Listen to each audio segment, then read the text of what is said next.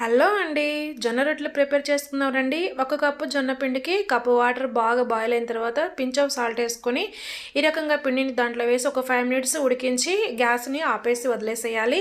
అయితే ఆ రకంగా ఉడికిన పిండిని ఒక ప్లేట్లోకి ఆయిల్ వేసుకొని ఈవెన్గా స్ప్రెడ్ చేసుకొని పిండి మొత్తాన్ని ప్లేట్లో తీసుకొని వేడిగా ఉంటుందండి చపాతీ పిండిలాగా ఇలాగా కలుపుకోవాలి. మెత్తగా కలుపుకున్నట్లయితే ముద్దలాగా తయారవుతుంది.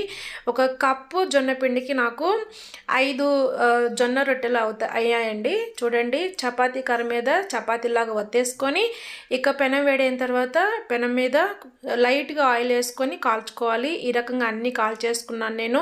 సో చూడండి చివరికి జొన్న రొట్టెలు రెడీ. అయితే క్యారెట్ కర్రీతో నేను టేస్ట్ చేయబోతున్నానండి. చూడండి ఈ విధంగా ప్రిపేర్ అయినటువంటి జొన్న రొట్టెలను ఇప్పుడు నేను టేస్ట్ చేయబోతున్నాను. చాలా టేస్టీగా చాలా యమ్మీగా ఉంటాయండి. చూద్దామా?